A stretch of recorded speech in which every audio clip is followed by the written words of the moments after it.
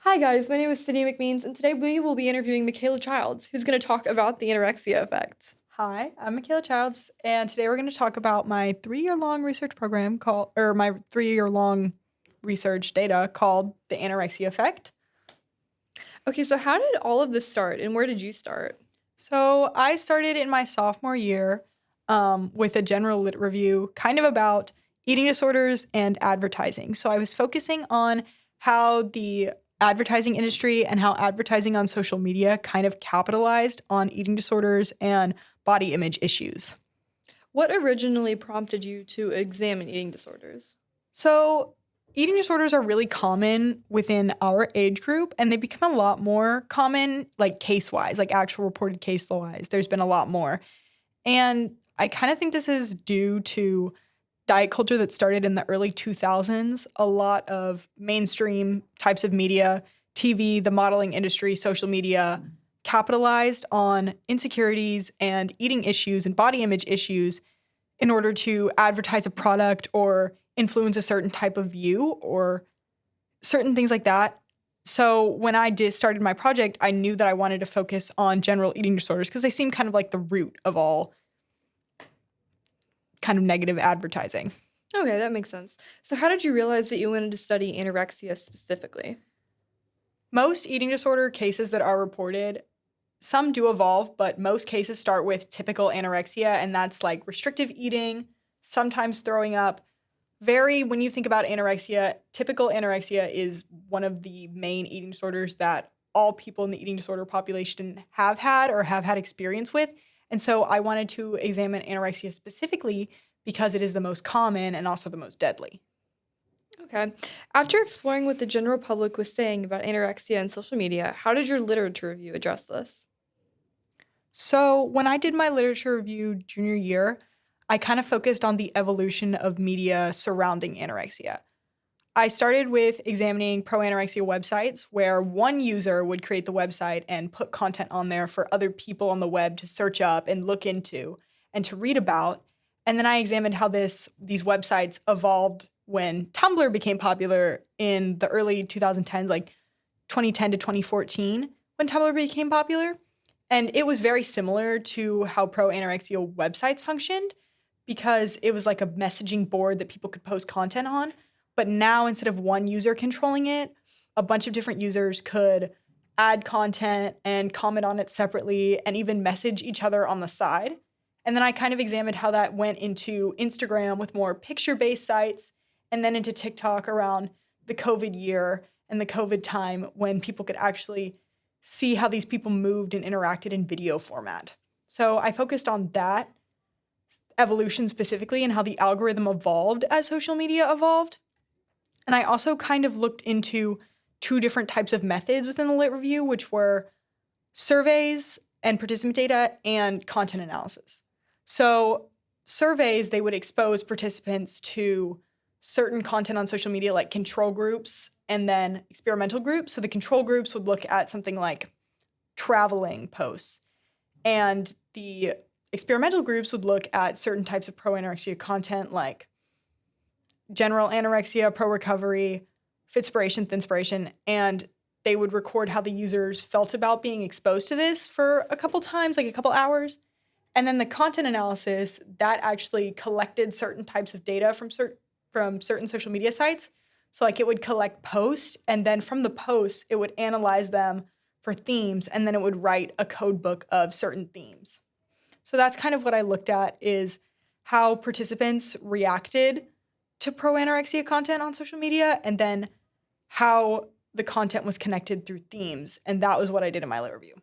So you have explained how you were introduced to the anorexia effect, as you call it, but when you started your own research, what were you looking for? So when I started my own research, I was looking for how the algorithm connected certain types of content. So how anorexia could be connected to the inspiration on social media, certain examples like that.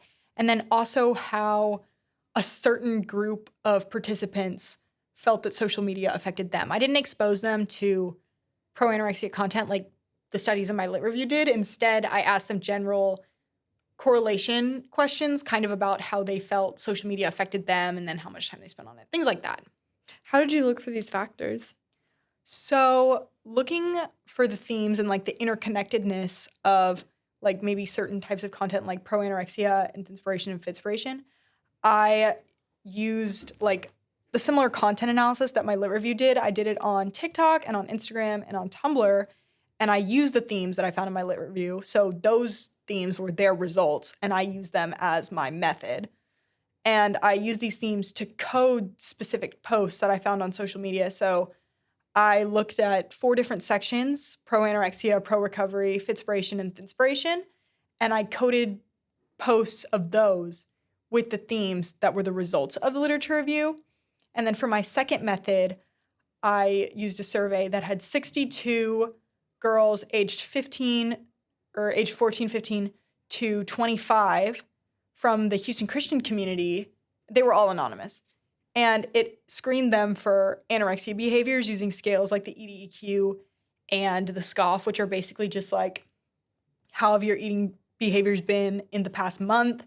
And then how do you feel like about your body and about your eating behaviors? And then I tracked them as well. I screened them for certain social media behaviors. So like, how much time do you spend on social media per day? How do you feel that social media impacts your well-being and body image? And then what type of social medias do you use the most?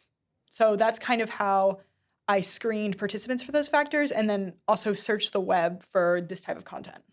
How are these processes related? So the content analysis, it gave me an idea of how different types of contents are linked. So for example, if TikTok pro anorexia had a theme, a frequent theme, like it reoccurred a lot of like weight loss, like that was one of the themes, and TikTok inspiration also had a frequent theme of weight loss, then there was like a really strong chance that if a user were to interact with TikTok inspiration weight loss posts, they were likely to see TikTok pro anorexia posts coded with the theme weight loss. And so if they were to interact with something similar on the inspiration community, then they were likely to see it from the pro anorexia community. And the survey, on the other hand, it was done on a very selective group. And so the generalizations I can make from it are not very big. They're kind of really small because our group was very specific, right? They're a certain age group. They grew up in the South. Most of them are Christian. A lot of them have, certain guidelines that they can put in on their social medias. So I kind of noted that in my dissertation. But their results and how they responded to the questions showed me that the time they spent on social media, like the amount per day, wasn't as important as the type of content they saw, right? So like participants that put, oh, I spend 5 or more hours on TikTok a day, a lot of them had really low EDEQ scores and really low SCOFF scores, meaning that like they did not, they didn't have certain anorexia behaviors in the last 28 days. They didn't like look at themselves in a negative light, or at least they responded that way. So, what does this tell us? It tells us that unlike the lit review that says that, the time you spend on social media matters the most, like how long per day you spend or how often you spend on a certain site, and that the type of site matters more, it tells us that the content participants see and the content we see matters more than like how much time we spend on there. So it's like, oh, the literature review is like, oh, if you spend 5 hours a day on TikTok, you're more likely to develop an eating disorder. You're more likely to show certain anorexia behaviors. But my data was telling us, because of the negative correlation between time spent on social media per day and the site used and SCOFF scores and EDEQ scores, that the type of content you see had a larger effect. So if someone spent 5 hours of TikTok on a day, every day, there was no guarantee that they were going to see anything related to pro anorexia at all. It's more of a by chance sort of thing. Okay. What can we do as users on social media to limit this content or limit how it affects us? So what I always do when I see pro anorexia post is I always comment, or I don't comment. Take that out.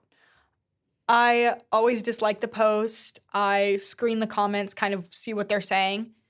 And then I report it, and I usually block the user who makes it. Like the other day, I was looking at this post and this girl was like, "Oh, does anyone have like any extreme beauty tips for some event?" And I was like, "Okay, we're going to look at the comments."